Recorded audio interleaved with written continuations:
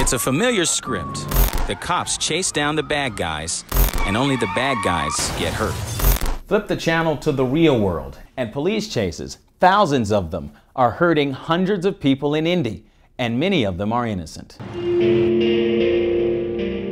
Pursuits are inherently dangerous just because of the speed. U.S. Justice Department statistics show every day at least one American dies in a police chase. A third of the victims are innocent bystanders. Is it worth it? And that's what it comes back to. For decades, experts have warned police about the danger. But in Indianapolis, the numbers indicate pursuits have never been more dangerous for police and the public.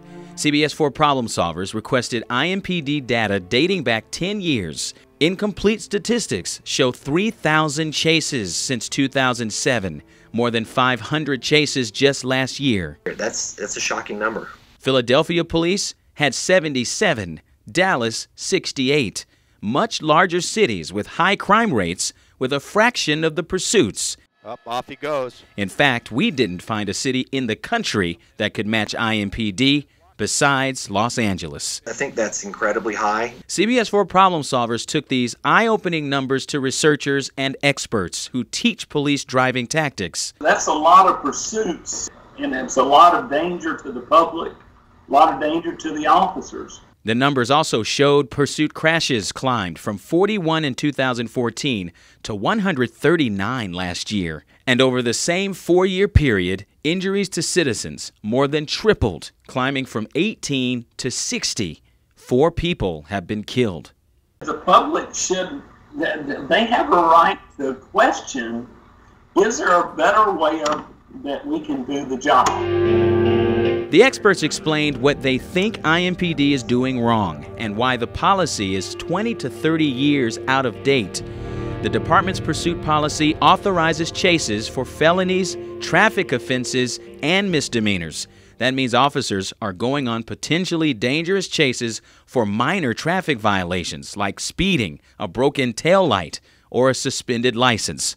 80% of IMPD's chases are initiated by non-violent incidents like traffic offenses or stolen cars, which is deemed acceptable under IMPD's current policy. Things like traffic stops or suspicious vehicles, they're just not worth the risk.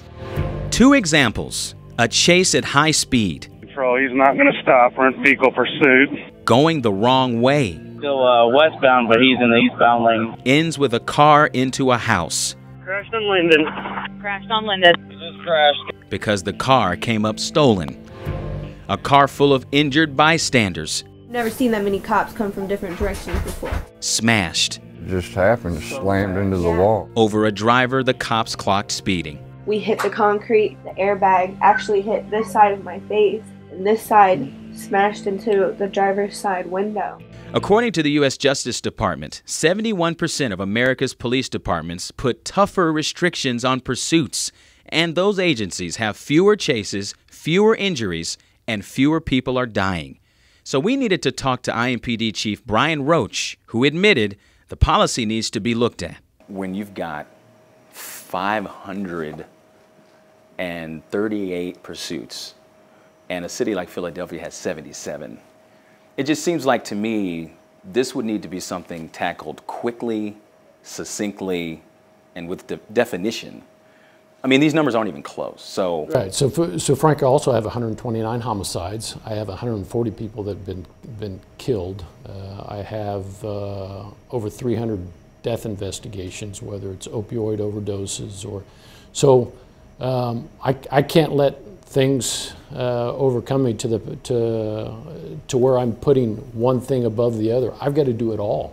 Is it worth taking the risk not chasing someone if it means that you're not putting the public at risk as much? If you look at the pursuits that began with traffic infraction, again, 56% of them end up in an arrest other than the violation, right? And other than the fleeing, whether it's narcotics, whether it's guns, whether it's a warrant.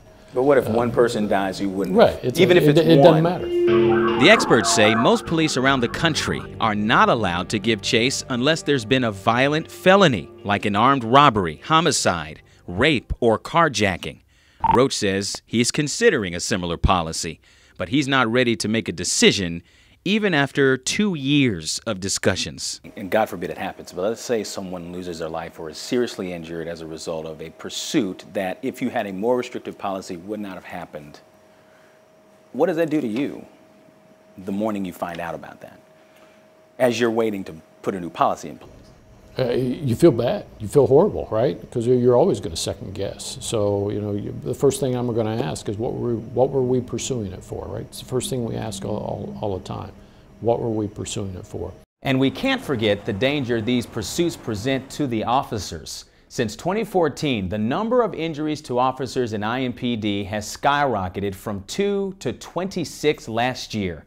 Chief Brian Roach tells me he hopes to make a decision about the pursuit policy by the end of this year, but it might take longer. And even then, he offered no guarantees the policy will change.